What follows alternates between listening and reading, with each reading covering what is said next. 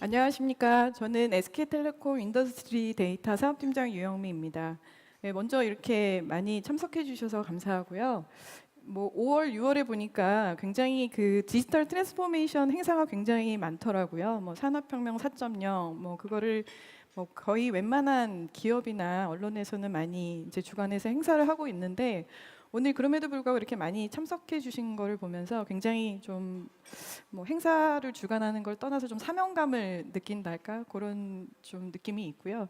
특히 이제 저는 제조 세션인데 국내는 뭐니 뭐니 해도 이제 대한민국의 힘이 제조 강국이고 대한민국이 굉장히 그 어렵고 힘들 때 그런 성장을 견인한 축이 사실 이제 제조입니다. 그래서 그런 측면에서 더 책임감과 혹은 이제 사명감을 느끼게 되는 것 같습니다. 그래서 이제 앞단에 말씀드렸던 대로 한국의 대한민국의 제조는 어떤 의미인가를 조금 정리를 해봤습니다. 여기 계신 분들이 아마 섹션이 좀 나눠져 있는데도 제조에 오신 거는 대부분 아마 제조 쪽 관련된 일을 하거나 관심이 좀 많이 있으셔서 오셨을 거라고 생각이 되고요. 도표에 보시는 것처럼 저희가 이제 산업 구조로만 봐도 대한민국은 제조 중심으로 많이 성장해온 그런 그 대한민국의 성장의 견인을 해온 중심은 제조라고 볼 수 있습니다. 그래서 2000년에는 50.2% 정도의 비중을 제조업에서 차지를 했고요. 그렇다면 이제 이런 그 제조업에서의 경쟁이나 혹은 어떤 제조가 좀 글로벌리 좀 강점을 갖고 성장하고 있는지를 좀 정리를 해봤는데요. 1970년에는 경제 성장 쪽에서 제조가 기여하는 비율이 26%였던 반면에 2000년에는 한 44%, 거의 한 절반 정도 차지하는 정도로 많이 성장을 해왔고요. 실제로는 대부분의 기업들을 만나게 되면 규모나 혹은 업의 성격을 조금 떠나서 대부분은 뭔가를 만들고 계신 분들이 굉장히 많이 있는 것 같습니다. 그래서 아마 체감은 훨씬 50% 이상으로 제조 쪽에서 많이 산업을 읽어온 그런 부분이 있고요. 그럼 이제 주로 어떤 영역에서 그런 세계 시장에서 제조가 선두를 지키고 있는지를 좀 정리를 해봤는데요. 물론 이제 좀 어려움을 겪고 있는 선박 분야도 있고, 글로벌 탑을 하고 있는 디스플레이, 반도체, 통신, 부품, 철강, 자동차 이런 이제 분야들이 많이 있어서 이런 굉장히 다양한 분야에서 저희가 글로벌을 선도하는 제조 영역에서 그런 일을 하고 있고요. 그렇다면 이제 현재는 과거에 대한민국의 성장을 견인을 해왔고 대부분의 저희의 배고프고 힘든 가난을 벗어나고 이런 것들을 이제 주력을 해왔는데 그러면 이제 지금 경쟁력이 예전에 국내에서도 리딩을 해왔고 글로벌에서도 많이 해왔던 경쟁력이 지금은 어떠냐라는 측면에서 한번 봤습니다. 이거는 이제 중국하고 이제 비교를 하는 자료인데요. 이게 생각보다는 중국이 굉장히 많이 무섭게 쫓아오고 있습니다. 특히 저희가 이제 언론으로 많이 접하는 거는 IT 혹은 새로운 그 분야 쪽으로 굉장히 이제 리딩하는 걸로 보여지는데 일반 제조용에서도 굉장히 많이 치고 올라오고 있고요. 굉장히 저가의 그 싼 인건비 그리고 대규모의 정부의 막강한 지원 등을 통해서 지금 보시면은 수송기계 영역을 제외하고는 전반적으로 이제 중국이 저희랑 굉장히 격차를 벌이면서 리딩을 하고 있는 그런 구조입니다. 그러면 이제 어떤 그 분야에서 종목별 수출 지수를 좀 저희가 비교를 해봤는데요. 한국은 잘 아시는 것처럼 반도체, 정밀기기, 그다음에 영상음향 통신기기 같은 분야에서는 그 선진국보다는 조금 경쟁국보다는 그 우위에 있고요. 대부분은 수송기계를 제외하고는 좀 중국보다 약간 열위에 있는. 근데 아마 여기 계신 분들은 조금 더 실감적으로는 그 위기가 굉장히 조금 더 빠르고 많이 오고 있다라고 느낄 것 같습니다. 특히 가격 경쟁이라든지 이런 측면에서. 그리고 이제 저희의 그 주력 업종도 대부분은 이제 저희 나라가 원천 기술을 통해서 많이 성장했다기보다는 대부분 이제 공장에서도 장비나 원천 기술은 그 미국이나 유럽, 일본에서 수입을 하고 그거를 가지고 들어와서 싸고 빨리 조립을 해서 그거를 좀 더 경쟁력 있는 가격에 파는 구조로 많이 성장을 해왔기 때문에 실질적으로는 이제 저희가 경쟁력이 있는 분야가 굉장히 좀 제한적인 부분이 있습니다. 그리고 그런 어떤 원천 기술을 가지고 이제 리딩을 해왔던 독일이나 일본, 미국 같은 쪽에서는 화학 기계 같은 것들 좀 두드러진 경향을 보이는데요. 이런 것들을 좀 봤던 이유는 왜 그 오히려 뭐 산업혁명 4.0 디지털 트랜스포메이션을 얘기할 때 뭐 그 금융에서는 핀테크를 얘기를 하고 제조에서는 이제 디지털 트랜스포메이션을 미국이나 유럽 쪽에서 굉장히 많이 얘기하는데 대한민국은 굉장히 제조 강국인데 왜 대한민국에서는 그런 얘기를 고민은 많이 하고 있지만 그게 대부분은 소프트웨어 기반으로 이제 드라이브를 하고 있는 것 대비 우리는 어떻게 하면 그런 부분들을 조금 더 다시 대한민국의 힘인 그 제조를 따라갈 수 있을까 측면을 좀 고민을 해봤고요. 그런 이유는 이제 잘 아시는 것처럼 저희가 이제 과거에는 굉장히 경쟁력이 있었고 그 제조 중심으로 성장을 했던 것 대비 대부분 원자재라든지 원천 기술보다는 그 제한적인 영역에서 굉장히 싸고 빨리 좋은 품질의 제품을 만들어서 이제 가격 경쟁력을 가져오는 마켓으로 이제 성장했던 반면에 지금의 이제 디지털 트랜스포메이션을 제조 쪽에서 얘기하는 화두는 앞단에 많이 이제 들으셨겠지만 사실은 이제 IoT를 통해서 데이터를 모으고 모아진 데이터를 가지고 처리를 하고 거기에 있는 분석된 걸 가지고 장비를 팔면서 거기에 센서를 붙이고 거기에 모여진 데이터를 분석을 해서 다시 그거를 추가적인 BM으로 판매를 하거나 이런 모델로 사실은 디지털 트랜스포메이션 하고 있습니다. 그 얘기는 뭐냐면 이미 장비를 가지고 판매하는 사업자가 어느 정도는 우위를 가지고 리딩할 수 있는 부분이 이제 그 미국이나 유럽 쪽에서 시작이 되고 있다라는 부분이고요. 사실은 뭐 여기 그림에서도 보이지만 그 이미 뭐 예전에 장비들을 제외하고 최근의 장비들은 대부분 아마 센서가 이미 그 인베디드 된 형태로 갖고 계실 거고요.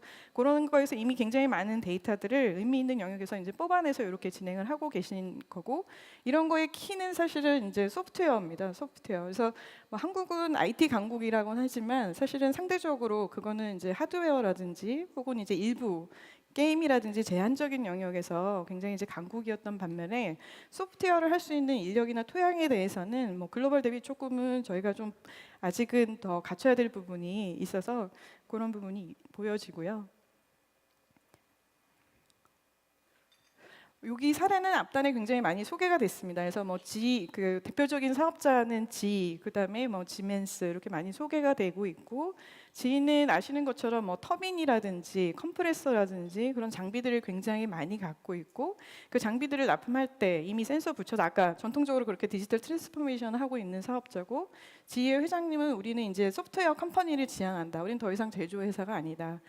그리고 제조회사로서 계속적인 성장을 견인해왔던 거에서 이제 완전히 바꿔서 소프트웨어 컴퍼니로 해서 제조 사업 자체의 성장에 그 멈춘거나 혹은 그 성장폭을 견인하는 거를 소프트웨어로 이제 리딩을 하겠다라는 것들을 보이고 있고요. 이미 뭐 별도의 전담 인력하고 막대한 자본 그리고 굉장히 많은 투자를 하고 있습니다. 그리고 이미 이제 그 어떤 그 에코 플레이도 가져가서 내가 꼭 지희가 프레딕스를 통해서 하는 것뿐만 아니라 이거를 협력하려는 어떤 사업자들도 나랑 같이 그 플랫폼을 통해서 성장할 수 있는 구조로 가져가겠다라고 얘기를 하고 있고요. 지멘스는 이제 독일의 대표적인 DT 사업자입니다. 그래서 여기는 이제 스마터 팩토리라고 해서 기존보다 조금 더 진화해서 한 단계씩 업그레이드를 하겠다라고 이제 얘기를 하고 있고요. 조금 더 그 예전에 앞단에 보여드렸던 지희랑 조금 차별되는 점은 소프트웨어랑 하드웨어를 망라해서 전 제품의 그 포트폴리오를 통합을 하겠다. 그래서 기존 설비를 스마트 팩토리 하겠다고 이제 얘기를 하고 있는데 굉장히 독일 정부가 전폭적인 지지를 하고 있고요. 뭐 생산 설비도 굉장히 이제 유연하게 가져가서 뭐 24시간 내에 오더하는 제품을 생산을 하고 뭐 이런 굉장히 효율적인 생산까지 가져가는 뭐 전 제품에 수만 개의 제품에 센서를 붙여서 이런 것들을 이제 가져가겠다라고 하고 있고요. 예, 아디다스 스마트 팩토리입니다. 스피드 팩토리입니다. 뭐 저희 아이도 굉장히 좋아하는 그 아디다스 브랜드 있는데 요즘 뭐 아이들이 사실은 자기가 그 일괄적으로 그 브랜드 매장에 가서 맞춰진 신발을 사기보다는 자기만의 그 온 자기가 디자인한 자기의 온 스타일의 이제 브랜드를 좀 가져가고 싶어 하는데 아디다스는 뭐 잘 아시는 것처럼 그러니까 굉장히 그 고객들이 원하는 디자인을 스스로 하면은 5시간 이내에 이제 거의 맞춰서 맞춤형 신발을 제작을 해주고요. 이게 이제 예전에는 잘 아시겠지만 대부분 선진국들이 굉장히 이제 인건비가 비싸니까 대부분 공장들이 좀 인건비가 싼 동남아 쪽으로 많이 공장들을 가져가고 제 독일이나 그런 현지에서는 많이 공장이 없어졌었습니다. 근데 최근에 이제 스피드 팩토리를 하면서 공장을 독일에 두고 굉장히 빠른 시간 내에 제작을 해주면서 대부분은 로봇으로 대체를 해서 오히려 이제 그 독일 쪽의 그런 것들이 오히려 더 이제 살아나는 그런 부분들을 좀 보이고 있고요.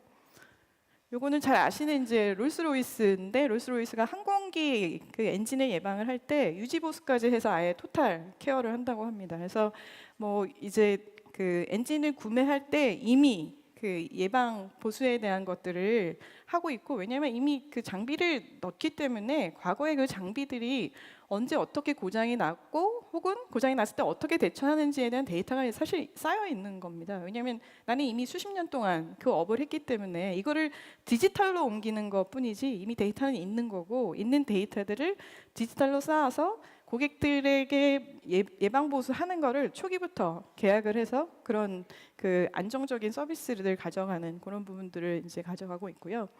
2014년 기준 롤스로이스 매출의 50% 이상이 토탈 케어에서 발생을 했다고 합니다. 왜냐하면 제조의 핵심은 사실은 이제 공장이 멈추지 않고 고장이 안 나야 되기 때문에 대부분은 국내 공장은 이제 그런 것들을 방지하기 위해서 특정 공장의 특정 부분을 일단 셧다운 시키고 굉장히 그거를 많이 고장 나기 전에 미리 그 스케줄에 맞춰서 고장을 좀 아예 멈추고 그걸 충분히 다 그 장애나 혹은 예상되는 문제점들 다 해결한 다음에 다시 이제 공장을 보통 오픈을 합니다. 그리고 오픈하고 나서 얘가 이제 다시 문제가 없는지를 튜닝하는데 한참의 시간이 이제 보내는 뭐 그런 부분들이 있는데, 여기는 아예 처음에 이제 할 때부터 그런 부분들을 유지를 하고 있고요.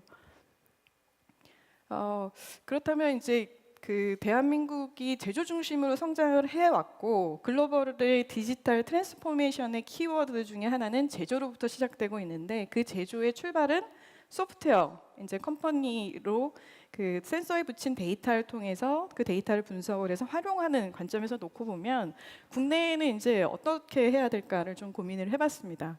그래서 저희가 이제 설문조사된 거를 봤더니 대부분의 기업들이 4차 산업혁명에 대해서 알고 있느냐, 아마 대부분 들어보셨을 겁니다. 특히 뭐 올해, 작년 해서 굉장히 많이 들어보셨고요. 그래서 대부분은 알고 있다. 근데 그 제조 쪽에서는 어떠냐? 제조 쪽에서도 상대적으로 뭐 글로벌 기업이 10점이라고 하면은 한 7.2점 정도. 그리고 선진국 대비는 정부가 어느 정도 대응하고 있는 것 같느냐라고 하는 질문에 한 6.4점 정도. 그럼 대응 수준이 왜 미흡하냐라는 질문에 대해서는 뭐 규제도 많고, 그리고 이제 소프트웨어를 한다는 얘기는 사실 굉장히 그 소프트웨어를 할 수 있는 인력 혹은 그 인력에 대한 어떤 투자가 있어야 된다는 건데, 대부분 국내 제조의 공장은 굉장히 지방이나 뭐 그런 데 많이 있다 보니까 그 지방의 공장에서 예를 들면 데이터 분석가라든지 아니면 AI를 할 수 있는 굉장히 소규모의 인력을 각 회사가 보유하기도 쉽지가 않을 뿐더러 그분들이 지방에 거기 가서 본인의 커리어 트랙으로 자기가 입사해서 성장하기가 사실 쉽지가 않은 부분이 있어서 그렇게 가져가기 좀 어려운 부분이 있습니다. 그래서 이제 굉장히 그 소프트웨어를 한다는 얘기는 이미 데이터가 있고 그 데이터를 기반으로 해서 분석을 해서 더 나은 좀 밸류를 주면서 그렇게 가져가야 되는데, 현실적으로 그런 인력들을 다 가져가고 뭐 그리고 알긴 알겠는데 일단 그 탑 매니지먼트에서도 우리도 알파고를 해라. 근데 이제 알파고를 해라. 어떻게? 그거에 대한 어떤 인공지능이나 빅데이터를 한다라는 얘기는 어느 정도 인프라가 있다는 얘기입니다. 그리고 거기에 있는 데이터가 있다는 얘기고, 데이터가 있어야 사실 분석을 해서 밸류를 주는 건데 그게 없이 일단 해 이렇게 되면 이제 어떻게 해야 되나라는 좀 고민들이 있으신 거고요. 그러다 보니 이제 준비는 대부분은 뭐 준비를 잘 이제 못 하고 있다, 아니면 준비는 하고 있는데 어떻게 해야 될지 잘 모르겠다, 이런 고민들이 좀 있으신 것 같고요. 그러면 이제 어떻게 대응하는 게 맞느냐라는 측면에서는 뭐 요즘에 잘 아시겠지만 뭐 스마트 팩토리 도입을 해야 된다, 그리고 전문 인력을 좀 확보를 해야 된다라는 거고, 지금 뭐 저희 회사도 마찬가지로 굉장히 그 분석가라든지 많이 뽑고 있는데요. 굉장히 뽑기 어렵습니다. 그러니까 이미 시장의 수요 대비 공급이 굉장히 부족한 상황이고, 그런 공급이 부족한 인력들이 각각의 지방에 있는 공장에서 자기 커리어 패스를 꿈꾸면서 가져간다는 게 쉽지가 않은 부분이 있어서 그런 실제로는 현실은 사람도 없고, 그리고 그 사람이 충분한 기간을 가지고 분석을 할 만한 어떤 돈, 그리고 이게 사실 굉장히 경험이 필요합니다. 저희가 많이 해보면은 실제로는 굉장히 노련한 사람이 할 수 있는, 단기간에 할 수 있는 그 퍼포먼스하고 굉장히 초보가 데이터를 가지고 보면서 사실 일정 부분 숙련도가 쌓여야 하는 부분의 퍼포먼스는 분명히 차이가 있기 때문에 경험이 좀 부족한 부분이 있고요.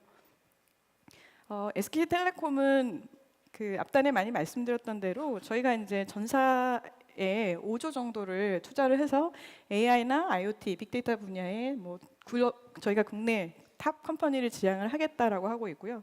요거는 저희 이제 전사에 관련된 조직입니다. 저는 여기에 이제 IoT 사업 부문에 있고요.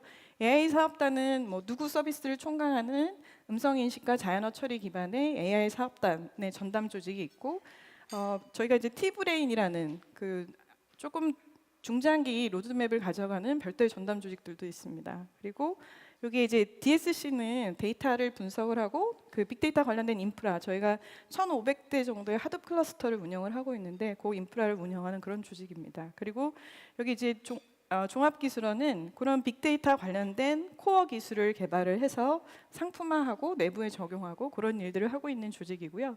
이 인력들은 지금 한 500분 정도 계시고, 이 중에 한 석박사 분들만 한 60% 정도 비율이 있어서 저희가 다양한 제조 쪽에 그 SK텔레콤도 어떤 텔코 사업자로서의 디지털 트랜스포메이션을 고민을 하고 있고, 그런 것들의 경험이나 역량을 축적을 해서 저희가 그 산업에서의 디지털 트랜스포메이션을 리딩하는 부분을 많이 고민하고 있습니다. 다음 세션 이제 안내를 드릴 건데요. 그 제가 이거 사진을 보다 보니까 실물하고 이 사진이라 좀 매핑이 안 되시는 부분이 아마 있으실 것 같은데요. 네, 그 여기 이제 다음에 김영궁 팀장님께서 저희가 그 국내 뭐 넘버원 통신사로서 통신망에서 빅데이터를 어떻게 분석해서 활용하고 있는지, 그리고 여기 김진영 팀장은 IoT 전용망에 실제로 제조업 쪽에서 어떻게 활용되고 있는지, 김기남 부장은 빅데이터 쪽에서 이제 아마 제조에서 가장 키워드는 그래서 ROI 뭐 투자를 하면 다 좋은데 ROI 어떻게 낼 거냐, 이게 이제 고민이신데 그거를 어떻게 측정하고 투자할지를 중심으로 말씀드리고, 그리고 강성무 부장은 그 뭐 제조 쪽에 사실 키워드 중에 하나가 뭐 PDM, 그다음에 옵티마이제이션 혹은 뭐 비주얼 인스펙션 이런 키워드를 가지고 많이 고민을 하시는데, 그럼 프레딕티브 어널리틱스를 할 때 그 머신러닝을 어떻게 활용하면 좋을지 저희가 경험했던 것들을 중심으로 말씀드리겠습니다. 감사합니다.